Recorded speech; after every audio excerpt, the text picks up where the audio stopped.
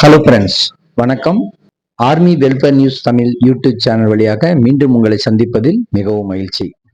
நாம் இன்னைக்கு இந்த வீடியோவில் சென்ட்ரல் கவர்மெண்ட் எம்ப்ளாயீஸ் மற்றும் சென்ட்ரல் கவர்மெண்ட் பென்ஷன் வாங்குற நபர்களுக்கு ஒரு மகிழ்ச்சியான செய்தி வந்திருக்குது. அதாவது 8th பே கமிஷனுடைய டீம் நம்முடைய கோரிக்கைகளை இப்பொழுது ஏற்க தொடங்கிவிட்டது அப்படின்னு தான் பார்க்கப்படுது. அது மட்டும் இல்ல, நமது சங்கங்கள் பல்வேறு சங்கங்கள் வைத்த முக்கியமான சில மாற்றங்களையும் அரசு ஏற்றுக்கொண்டு இருக்குது அப்படிங்கிறத பார்க்க. அது என்ன அப்படிங்கிறத நம்ம இந்த வீடியோல தெளிவா பார்க்க போறோம்.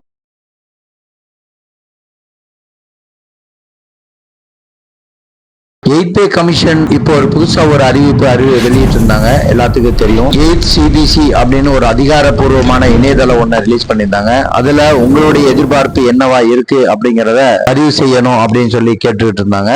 அதனுடைய லாஸ்ட் டேட் மார்ச் 30 இருந்தது ஏப்ரல் 30 வரைக்கும் எக்ஸ்டெண்ட் பண்ணி கொடுத்திருந்தாங்க. சரி, அதுக்கு ஏன் இப்பயே குரல் கொடுக்க வேண்டும் அப்படிங்கறத முதல் தெரிஞ்சுக்கோங்க. இப்போ நெக்ஸ்ட் வரப்போற 10 to 12 மந்த்துக்குள்ள இந்த ஊதிய குழுவுடைய அறிக்கை தயாராகிவிடும். அறிக்கை வந்தது பிறகு ஃபிட்மென்ட் ஃபேக்டர் கம்மியா இருக்கு அல்லது HRA சரியில்லை அப்படின்னு ஒவ்வொரு அவங்க கொடுத்திருக்கிற பெனிஃபிட் சரியில்லை அப்படின்னு புலம்புறத காட்டிலும் இப்போ உங்ககிட்ட இருக்கிற டயத்தை யூஸ் பண்ணி நம்முடைய நியாயமான தரப்புகளை நியாயமா கேட்கப்பட வேண்டிய பெனிஃபிட்டை இப்பவே நாம கேட்டோம்னா அதுக்கு தகுந்த மாதிரி அதுல அப்டேட் செய்யப்படும் அப்படின்னு தான் நம்ப தகுந்த வட்டாரங்கள்ல இருந்து தெரிய வருது.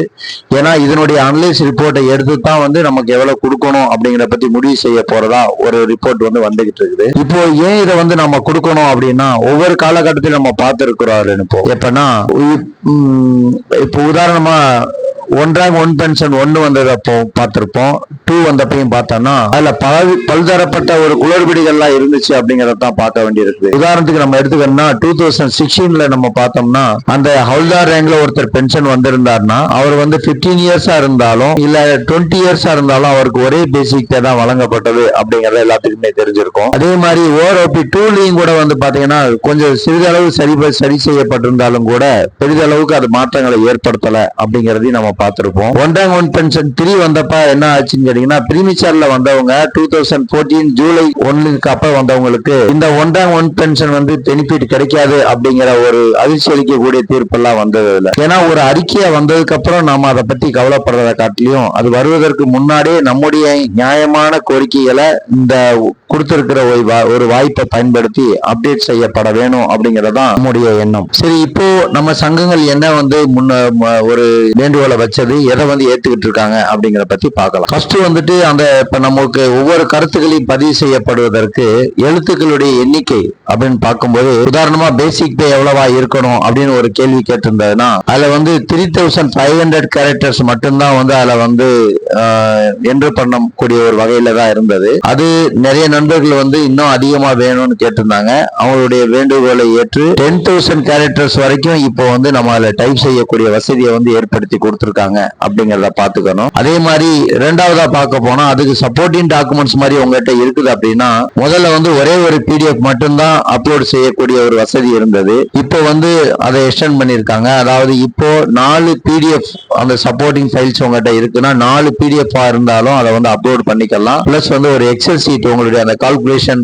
ப்ரீவியஸ் கம்பேர் பண்ணி ஏதாவது போட்டீங்கன்னா ஒரு எக்ஸல் சீட்டை பதிவேற்றக்கூடிய வசதியும் செய்யப்பட்டிருக்குது. அதே மாதிரி அந்த பிரிவுகள் செக்ஷன் வைஸ் பார்க்கும்போது தனிநபர் அதாவது இண்டிவிஜுவலாவும் அப்ளை பண்ணலாம், எம்ப்ளாயி அந்த கேட்டகரி செலக்ட் பண்ணி பண்ணலாம், பென்ஷனர் அப்படிங்கிற இதை செலக்ட் பண்ணி பண்ணலாம், அசோசியேஷன் அப்படிங்கிறது ஒரு 4 பிரிவுல கீழே நம்ம செலக்ட் பண்ணி அப்டேட் பண்ணக்கூடிய வசதி இப்ப இருக்குது அப்படிங்கறத புரிஞ்சுக்கணும். சரி, இந்த வெப்சைட்ல போயிட்டு அதாவது மை கவர்மெண்ட் இல்லைன்னா 8th CBC அப்படின்னு சொல்லக்கூடிய 8th பே கமிஷனுடைய அதிகாரப்பூர்வமான இணையதளத்துல எதை பத்தி எல்லாம் நம்ம எழுதலாம் அப்படின்னு கேட்டீங்கன்னா, உங்களுடைய உதாரணமா உங்களுடைய அடிப்படை சம்பளம் எவ்வளவா இருக்க வேணும், இயர்லி இன்கிரிமெண்ட் 3% இருந்து 5% இருக்கணுமா இல்ல 7% உயர வேண்டுமா, அதை பத்தி நீங்க எழுதலாம். அதுக்கு நீங்க சப்போர்ட்டிங் டாக்குமெண்ட்ஸ் எதா இருந்தாச்சுன்னா இப்ப இந்த மாதிரி விலைவாசி இருக்குது, இதுக்கப்புறம் இவ்வளவு இந்த மாதிரி இப்போ ப்ரீவியஸா இவ்வளவு இருந்தது இப்ப இவ்வளவு இருக்கு இவ்வளவு கூடும் அப்படின்ற ஏதாவது நீங்க அப்டேட் செய்யப்படும் நினைச்சீங்கன்னா அந்த சப்போர்ட்டிங் டாக்குமெண்ட்ஸையும் அப்லோட் பண்ணலாம் அப்படிங்கறதா இல்ல. அதே மாதிரி transport allowance, HRA, risk allowance, அதே மாதிரி சிவிலியன் பென்ஷனுக்கு பயன்படுத்தக்கூடிய NPS UPS அந்த ஓய்வூதிய திட்டங்கள், அதே மாதிரி ஓஆர்ஓபில எந்த மாதிரி மாற்றங்கள் வரணும், உதாரணத்துக்கு நம்ம சொன்னோம் அதுல இப்போ அது மாதிரி இது.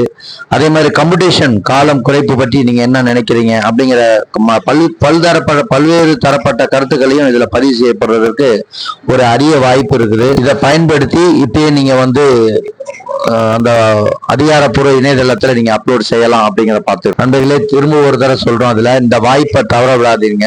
April 30, 2026 தான் கடைசி தேதியா பார்க்கப்படுது. அதனால நீங்கள் தனிநபராகவோ இல்ல உங்க சங்கங்களோட ஆலோசித்து தனிப்பட்ட முறையில் தகுந்த ஆதாரங்களுடைய கோரிக்கைகளை சமர்ப்பிக்கப்படலாம். இப்போதே செயல்பட்டால் தான் நமக்கு தேவையான பெனிஃபிட்டை வந்து வாங்க முடியும் அப்படின்னு தான் பல்வேறு டிபார்ட்மெண்ட்ல இருந்து கிடைக்கக்கூடிய செய்திகள் சொல்லுது. இதுல யாரோ ஒருத்தர் அப்டேட் பண்றாங்க, நமக்கு என்ன அப்படின்னு இருக்காம ஒவ்வொரு நபரும் ஒவ்வொரு சங்கங்களும் முன்னெடுக்கணும். இதுல வந்து இந்த வாய்ப்பை பயன்படுத்தி தங்களுடைய கருத்துக்களை பதிவு செய்யப்பட வேண்டும் அப்படிங்கறது தான் நம்முடைய எண்ணங்கள். நம்முடைய எல்லாரும் இதே மாதிரி சேர்ந்து நம்ம செயல்பட்டாதான் நம்முடைய எதிர்காலமும் சிறப்பா இருக்கும் அப்படிங்கறத புரிஞ்சுக்கோங்க.